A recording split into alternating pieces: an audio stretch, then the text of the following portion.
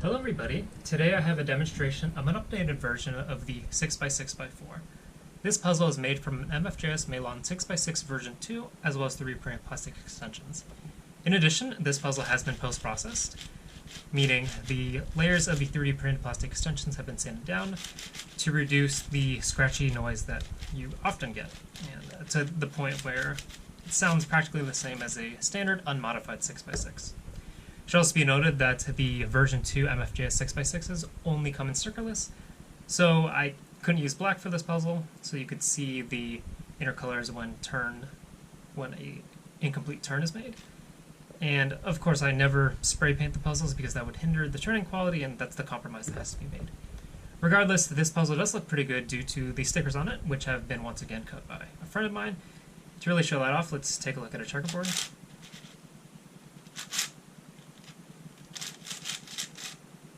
I don't know why, but for some reason I always forget how to do a checkerboard pattern midway through filming these.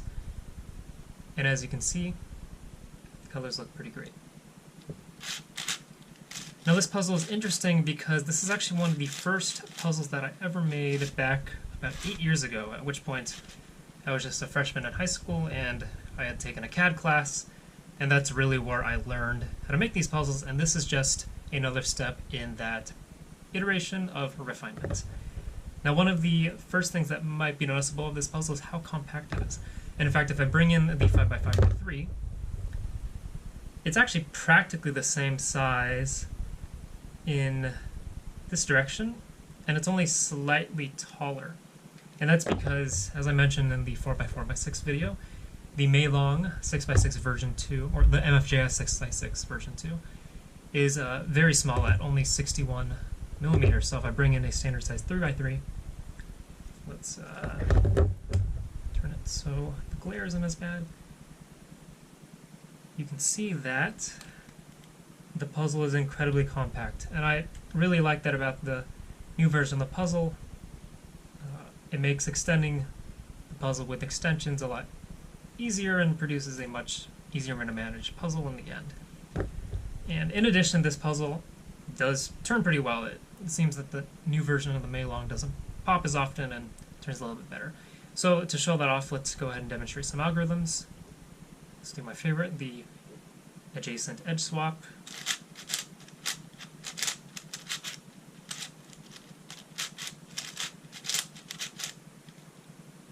So there we go. Locked up a little bit, but overall the flow is pretty good. And in terms of another one, let's do that final layer setup algorithm.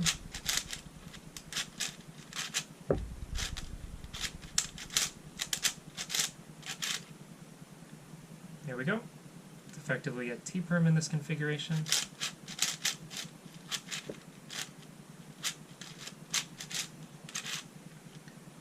So yeah, overall the flow is pretty good, and there will be no issues solving this. Now in terms of corner cutting, it can pull off the standard QB, standard misalign all layers, and it can do that across pretty much all layers. And once again, there's limited to no reverse as a result of the extensions, which is part of what's to blame for that locking up. Now, to really demonstrate, I'm going to go ahead and do a full scramble, which will also show off how the puzzle shapeshifts. Now, this is a floppy, which means that it can shapeshift, and it's a little bit more challenging than towers, in my opinion, because it does have a parity known as floppy parity, which I won't get into, but there are videos on how to solve floppies that go over that better than I can.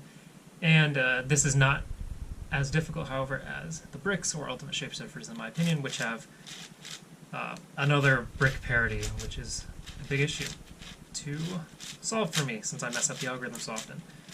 But to go ahead and fully scramble this puzzle, I'm going to go ahead and scramble it shape preserved. So that entails turning the 4x6 layers in 180-degree increments and turning the rest of the layers in 90-degree increments. This is how we can separate puzzles before bandaging comes into effect. And I actually haven't scrambled this puzzle before, and as I do so, I'm breaking in a little bit, moving the loop around throughout the puzzle, and it does seem like it's turning a little bit better now.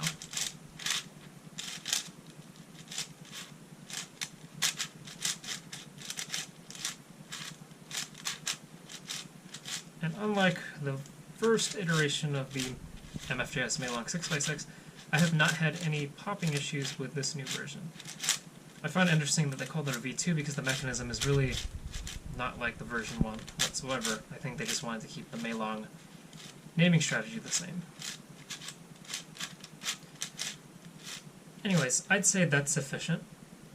Most of the pieces have been separated, and at this point I can go ahead and start making 90-degree increment turns. And that's when the shapeshifting occurs. And this puzzle has effectively been reduced down to a 4x4. And similarly to the tower 4x4x6, the first step in solving the floppy 6x6x4 is to solve the 4x4 stage, return it back to the rectangular prism cuboid shape, the unshapeshifted shape, and then it can be solved like a domino with potential parodies. Or floppy parody, I guess is the only parody. But of course, since this is a even by even puzzle, all of the same parodies that you would experience on the 4x4 are possible to occur here. Yeah, overall, I'm not really having trouble turning the puzzle, despite the fact that it's a little bit of a jumbled mess. I can still go relatively fast, and I'm not really worried about it popping, which is a worry I would have had with the original version. But of course, new puzzles come out, which are hopefully better than previous versions, and I update my models, my 3D printed extension models, to accommodate that, and produce better puzzles throughout the years. Now, enough of my rambling. I think I've stalled enough to get a sufficient scramble. And now just to bring it out, here is the 4x4x6. I'm actually filming this on the same day. Thank you all so much for watching, and I'll see you in the next video, which will be the 2x4x6. Yeah, my first time making that puzzle. So I will see you all then. Thank you so much for watching.